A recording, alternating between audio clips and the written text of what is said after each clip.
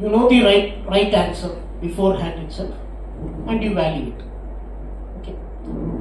Now, suppose we think of a different scenario. You write the exam. I'm collecting all the papers, and I'm redistributing these papers randomly to every student. And I'm asking them to correct it. How will it work? I'm not giving the right answer. I'm not giving any right answer. I'm asking them to correct it. How will it work?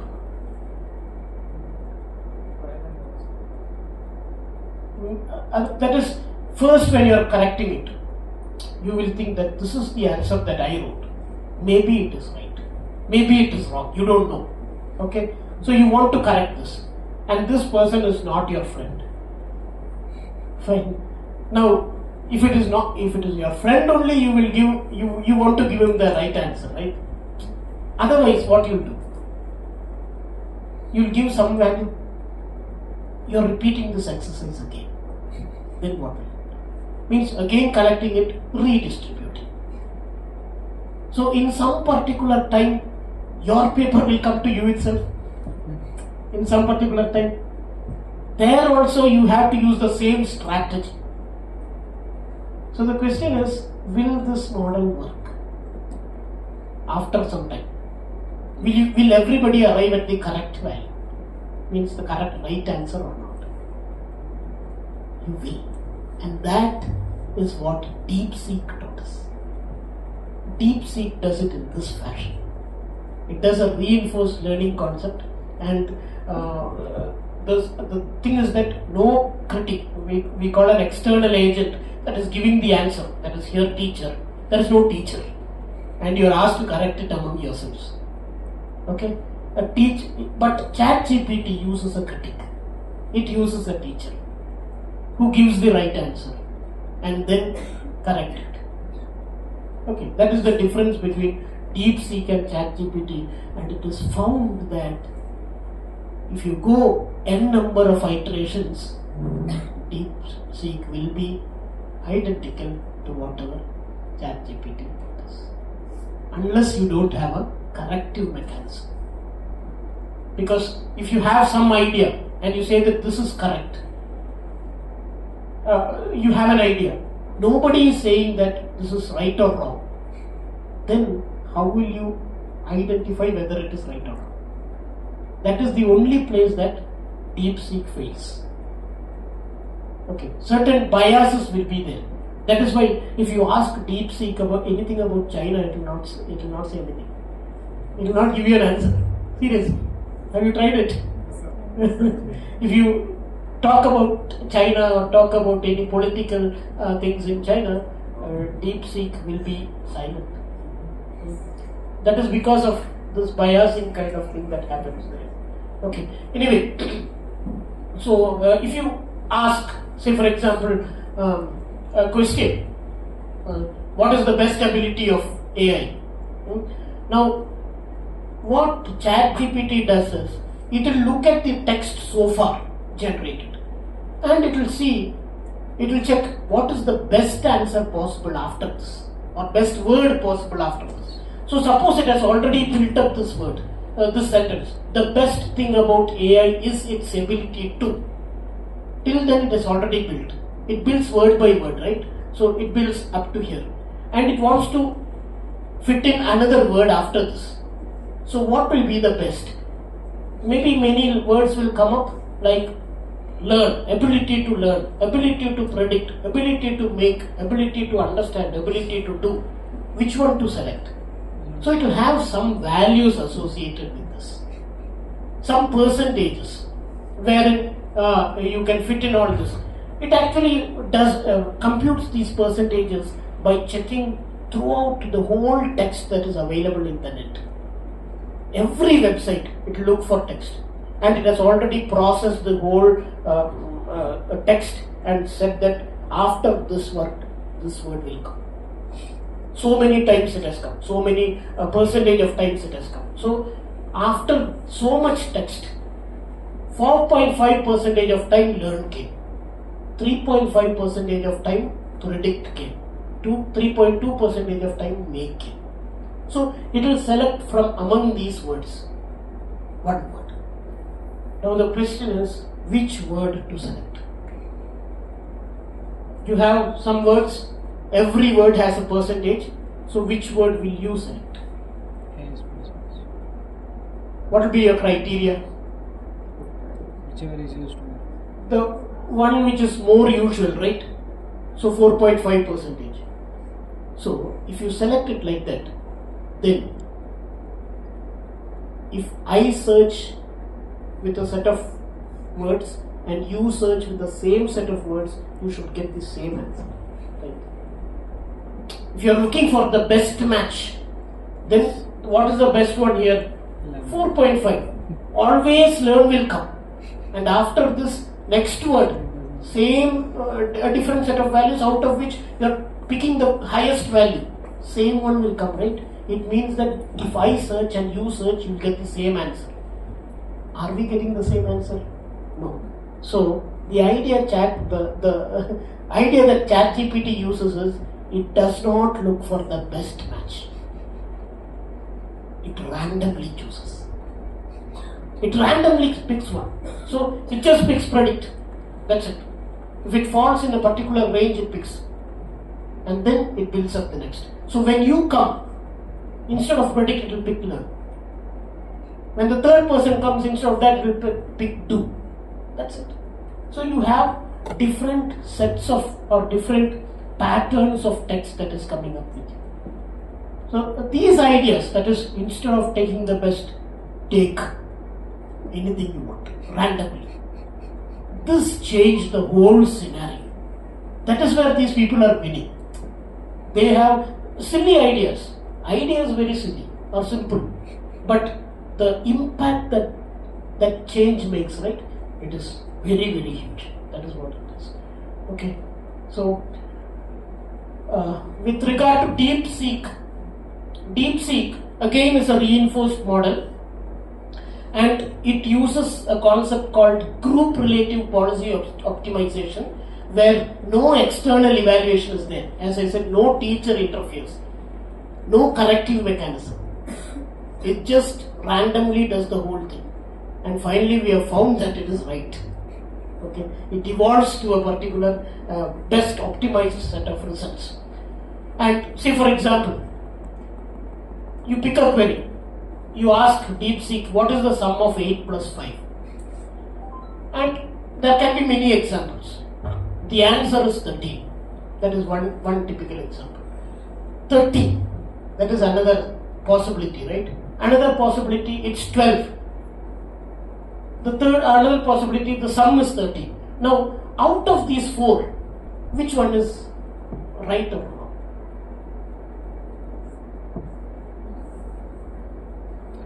The third one is wrong, right? It should not be taken, right? All the others can be taken, right? Which one is better? If you ask a question and you want to give an answer, will you give this one, or this one? The large one. This is a good answer? Yes. This is also a good answer, right? Fine. So these two answers are best compared to this. Simple 13 is not nice. So what DeepSeek does is, out of these possible sets of answers, it gives values. For the first one, it gives 1.0. Second one, it gives 0.9 because the text is not looking proper. Third one, it gives 0 because it is wrong. And fourth one, it gives 1.0. So you have some set of values which represents the answers. And from this, you calculate the mean, you calculate the standard deviation and use this formula. That is, this value, 1.0 minus the mean value divided by standard deviation. You will get one answer. And this is called the advantage. So you calculate advantages for each and every possible sets of answers and update the values with the advantage. So if you have, so what will be the advantage of this one? This has a value 0. So if you substitute here, what will happen? You will get a negative value, right? Negative value means disadvantage. Positive value means advantage. So disadvantages you remove, advantages you take. Whatever bigger advantage is there, that will propagate to the next level. So it will go on like that. And then finally it will stabilize to a particular answer. So that is how the DeepSeek works. Okay. Now if you compare the two approaches, ChatGPT and DeepSeek, you might have heard that stock markets and all fell, right? Why? Simple, one idea can change your life. There is some advertisement like that, right? An idea can change your life. Like that, small idea. Don't interfere with the teachers, or teachers need not interfere. That was the idea. So that idea changed the whole scenario. Like ChatGPT, if you look at it, it uses about 1.8 trillion parameters to optimize this whole thing, while DeepSeek uses 671 billion. And out of the 671 billion, every word, it doesn't use the 671 billion, it just uses 37 billion per question. Means you ask a question to DeepSeek, it will have 37 billion parameters checked. The same thing, ChatGPT, if you ask the same question to ChatGPT, it will have 1.8 trillion parameters in checking. So you just type a small question. This much of processing is done in the backside. So many parameters, matching so many parameters, and ChatGPT uses about 10,000 GPUs. GPU is a general processing unit. So it uses 10,000 GPUs compared to DeepSeek, it uses just 2,000 GPUs. That is where NVIDIA's share market went down, because ChatGPT was using NVIDIA processor. When DeepSeek came up, instead of 10,000, I can go for just 2,000, right? So you don't need so much processing power. NVIDIA fell down. That's it. Very simple. And moreover, DeepSeek is open source, and it has made its open source public, so we know how exactly what are the internal workings of that. ChatGPT, still we do not know certain parameters or certain methodologies that it works. Okay, one problem with DeepSeek, as I said, is it can be biased, because if somebody is not correcting it and saying that this is wrong, it will always give the wrong answer. So that can be a possibility with DeepSeek. So this was just the mathematical funda behind all these three oracles. So that's it for you. And if you have any questions, I can take it up. Or else we can break. And thanks for being patient listeners.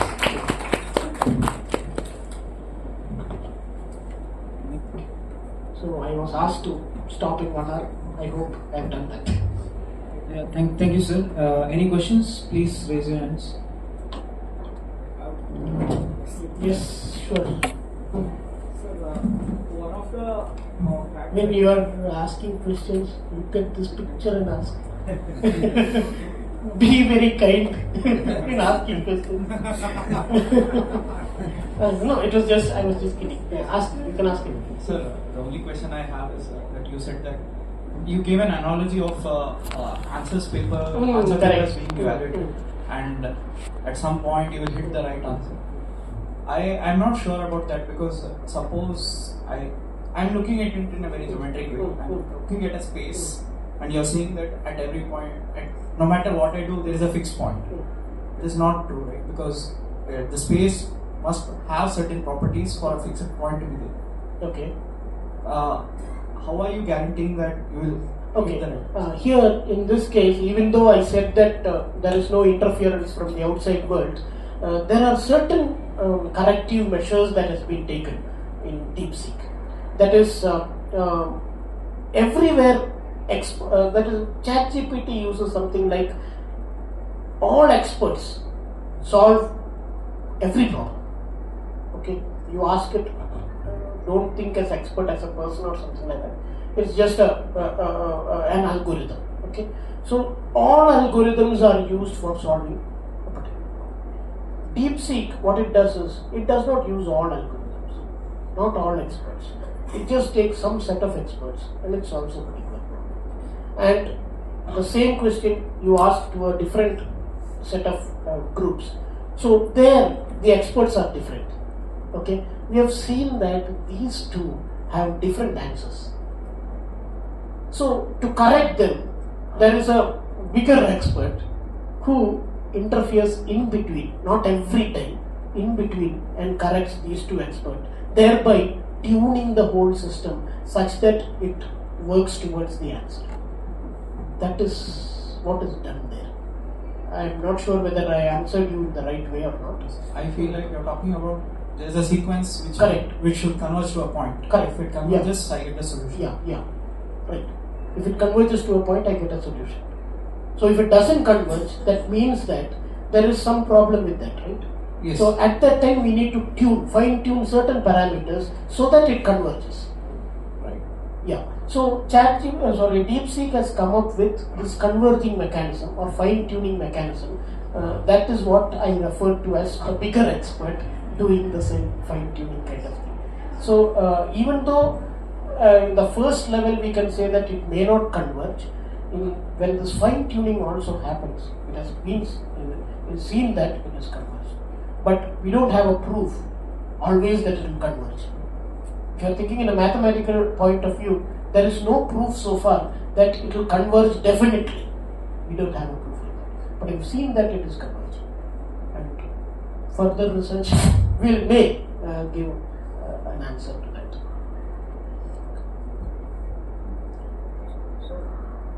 So, any other questions?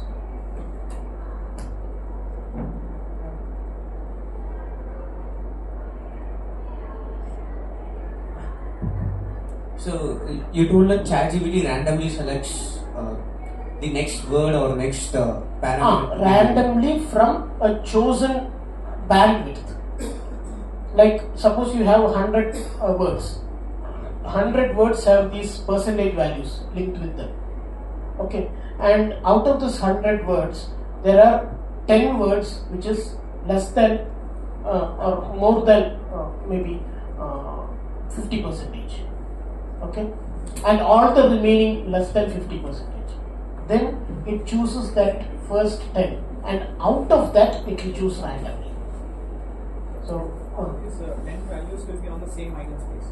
correct, same eigenspace. Otherwise it will not work, because C into R should be equal to A.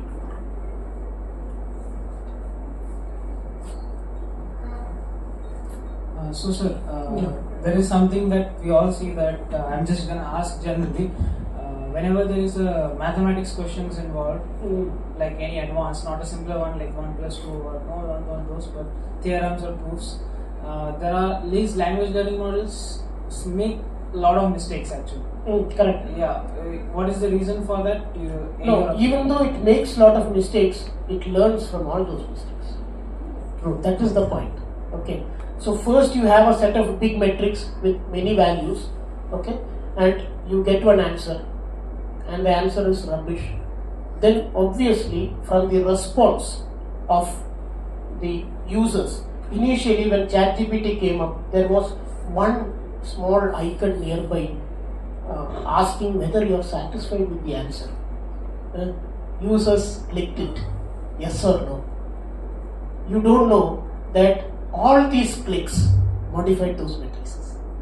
And whenever people said yes, it took it as the, but whenever it said no, then it changed the matrix. So every negative response was taken positively and it changed the whole matrix. So the matrix is also evolved. Right. So any other questions? So that is why normally we call this as intelligent model, because this is also evolving. So whenever we ask one question and say that whatever you said is rubbish, then it gains, it wins there. Okay. So any other questions? No questions, then is there any? If no questions, then we shall thank the speaker.